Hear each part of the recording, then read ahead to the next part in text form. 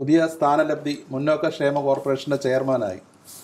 എന്ത് തോന്നുന്നു? രണ്ടാം വട്ടമാണ്. ഇത് പുതിയതല്ലോ, ഞാനല്ലേ അത് തുടങ്ങിയത്. അതെ, തുടങ്ങിയത് ഞാനാണല്ലോ. 1.5 കൊല്ലം ഞാൻ ഇരുന്നല്ലോ.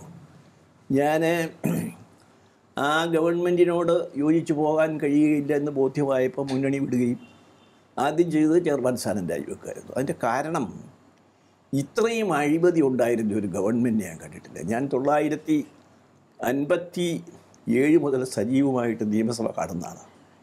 പക്ഷേ ഞാൻ MLA ആയത് 60 കാരണം എനിക്ക് പ്രായമായില്ല. കഷ്ടിച്ച് 25 വയസ്സായപ്പോൾ MLA ആയത് 60. 57 എനിക്ക് വയസ്സുണ്ടായിരുന്നെങ്കിൽ ഒരു പക്ഷേ MLA ആകുമായിരുന്നു എന്നാണ് എനിക്കിപ്പോൾ തോന്നുന്നത്. ഇത്രയും അഴിമതി പ്രോത്സാഹിപ്പിച്ച ഒരു മുഖ്യമന്ത്രി ഉമ്മൻചാണ്ടി. അതെനിക്ക് നേരിട്ട് ബോധ്യമാണ്. ഇതെല്ലാം പല പ്രാവശ്യമായി കമ്മിറ്റിയിലും ഉമ്മൻചാണ്ടിക്ക് നേരിട്ടും അവസാനം ഉന്നതാധികാര സമിതിയിലും പറഞ്ഞപ്പോൾ എല്ലാവരും യുനാനിമസായി VM സുധീരൻ ഉൾപ്പെടെ എഴുതി കൊടുക്കാൻ പറഞ്ഞു. സുധീരൻ വളരെ അനുകൂലമായിരുന്നു, എൻ്റെ നിലപാടുകളോട് അനുകൂലമായിരുന്നു സുധീരൻ. പക്ഷേ ഞാൻ സെപ്റ്റംബർ മാസം 2015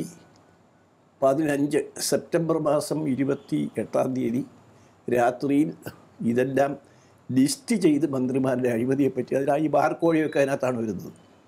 വീട്ടിൽ പോയി ഉമ്മൻചാണ്ടിയോട് 1 മണിക്കൂർ സംസാരിച്ച് എൻ്റെ കൂടെ ഞങ്ങളുടെ MLA ഉണ്ടായിരുന്നു, എഴുതി കൊടുത്തു. ആ എഴുതി കൊടുത്തതിൻ്റെ പകർപ്പൊക്കെ എൻ്റെ ഉണ്ട്. രണ്ടാമത് പ്രതികരണം എന്തായിരുന്നു? അദ്ദേഹത്തിൻ്റെ പ്രതികരണം എന്തായിരുന്നു? പ്രതികരണം സാധാരണ ഉള്ള പ്രതികരണം. പുള്ളിക്ക് അതൊന്നും അവസാനിപ്പിക്കണമെന്ന് ആഗ്രഹമുണ്ടായിരുന്നില്ല. പ്രത്യേകിച്ച് പലരെയും അദ്ദേഹം പ്രൊമോട്ട് ചെയ്യായിരുന്നു. ഏറ്റവും വലിയ അഴിമതിക്കാരനായിരുന്നത് എൻ്റെ ഒരു കണക്കനുസരിച്ച് ചെറിയ ചെറിയ രീതിയിലാണെങ്കിലും ജേക്കബിൻ്റെ മകനായിരുന്നു, അനൂപ് ജേക്കബ്. ഏത് കാര്യത്തിനും അഴിമതിയിലാണ്.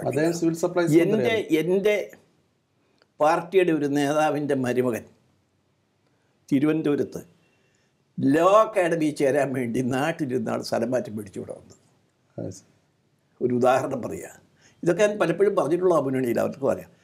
അയാളെ എന്ത് ചെയ്തെന്ന് വെച്ചാൽ പൈസ കൊടുക്കാത്തതുകൊണ്ടെന്നാ പറയുന്നത്. അതുകൊണ്ട് തിരുവനന്തപുരത്ത് വന്നേ ഉള്ള അയാളെ മാറ്റാൻ പാടില്ല. അയാളെ പാലക്കാട്ടേക്ക് മാറ്റി, എന്നിട്ട് രൂപ കഴിച്ചു.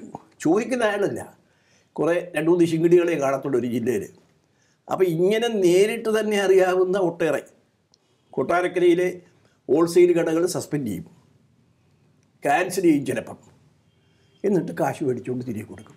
അങ്ങനെ കൊടുത്ത ഒരു കട 3 പ്രാവശ്യവും 4 പ്രാവശ്യവും കൊടുത്തു. ഓരോ തവണയും 10. ആരാ വാങ്ങിക്കുന്നവരോട് ഇപ്പോൾ നമ്മൾ കാണുന്നില്ല ആരാ വാങ്ങിക്കുന്നത്. പക്ഷേ ഈ നടപടിക്രമങ്ങൾ നോക്കുമ്പോൾ ആരെങ്കിലും പണം വാങ്ങിയിട്ടുണ്ടെന്ന് പറയും, അവരോട് ചോദിച്ചാൽ അവർ ചിരിക്കത്തേ ഉള്ളൂ. എൻ്റെ അനുഭവത്തിൽ അങ്ങനെ ഒട്ടേറെ ആളുകൾ. അനൂപ് ജേക്കബിൻ്റെ പേര് അങ്ങ് എടുത്ത് പറയുമ്പോൾ ഏറ്റവും കൂടുതൽ അഴിമതി ആരോപണം നേരിടേണ്ടി വന്നത് ശ്രീ KM മാണിക്കായിരുന്നു. മാണി അങ്ങനെയുള്ള ഈ ചെറിയ അഴിമതിയൊന്നും ചെയ്തില്ല, വലിയ അഴിമതിയായിരുന്നു. മാണി അഴിമതി ചെയ്യുമെന്നുള്ളതിന് എനിക്ക് തെളിവുണ്ട്. അതൊക്കെ ഞാൻ കൊടുത്ത കടലാസിലുണ്ട്. ഞാൻ എഴുതി കൊടുത്ത കടലാസിൽ തെളിവുകളോടുകൂടി ഉമ്മൻചാണ്ടി കൊടുക്കുകയും അതിനുശേഷം വലിയ പ്രഗത്ഭനാണെന്ന് പറഞ്ഞ എൻ്റെ കൂടെ അല്പം കാലം ജോലി ചെയ്തിട്ടുള്ള ഈ ജേക്കബ് തോമസിന് വീണ്ടും ഞാൻ കൊടുത്തു. ജേക്കബ് തോമസ് വരുന്നതിന് മുൻപ് സുകേശൻ എന്നോട് അഴിമതിയെപ്പറ്റി എൻ്റെ മൊഴി വാങ്ങിച്ചിട്ടുണ്ട്. വേണ്ടത്ര തെളിവുകൾ കൊടുത്തു. സുകേഷൻ ഒരു നല്ല ഉദ്യോഗസ്ഥനായിരുന്നു. സുകേശനെ അത് ഏൽപ്പിച്ചിരുന്നെങ്കിൽ, ആ കുറ്റം പൂർണ്ണമായി ഏൽപ്പിച്ചിരുന്ന് സ്വാതന്ത്ര്യം കൊടുത്തിരുന്നെങ്കിൽ അത് തെളിയുമായിരുന്നു ബാർക്കോഴ എന്നാണ് എൻ്റെ വിശ്വാസം. നമ്മൾ ഈ സംസാരിക്കുന്ന വേളയിൽ ഈ ബാർക്കോഴ കേസിൻ്റെ അന്വേഷണം ഏറെക്കുറെ അവസാനിക്കുന്ന രീതിയിലേക്കാണ് നീങ്ങുന്നത്. താങ്കൾ വിശ്വസിക്കുന്നുണ്ടോ ഇതിൽ അഴിമതി നടന്നിരുന്നു? ഉണ്ട്, വിശ്വസിക്കുന്നുണ്ട്. മാണി അതിൽ പങ്കുവഹിച്ചു? അതൊക്കെ ഞാൻ എഴുതി കൊടുത്ത കടലാസിലുണ്ട്.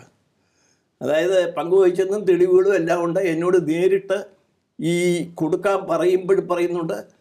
പിന്നെ മാണിയുടെ ക്യാബിനറ്റിലെ പെരുമാറ്റവും അതിനുശേഷമുള്ള സംഭവങ്ങളും ഉമ്മൻചാണ്ടി കേട്ടോണ്ടിരുന്ന് നോന്നൊന്നും ഒരിക്കലും പറയാത്ത, കേട്ടിരിപ്പം ഇപ്പോഴും പിരിവ് നടത്തിക്കൊണ്ടിരിക്കുക എന്ന് പറഞ്ഞപ്പോൾ പുള്ളി ഒരുപാട് ശരിവെച്ച രീതിയിലും ഒക്കെ ആയിരുന്നു ബാർക്കോഴ. ബാർക്കോഴ എന്ന് പറയുന്നത് യഥാർത്ഥത്തിൽ ബാർക്കോഴ മാണിയല്ല.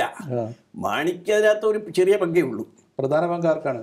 പ്രധാന പങ്ക് അതിൻ്റെ മന്ത്രിക്കും, എക്സൈസ് മന്ത്രിക്കാണ്, ബാബു ആരോ പേര് ഞാൻ പറയുന്നില്ല. എക്സൈസ് മന്ത്രിക്കും അതിന് മുഖ്യമന്ത്രിയുടെ അറിവോടുകൂടിയാണ്.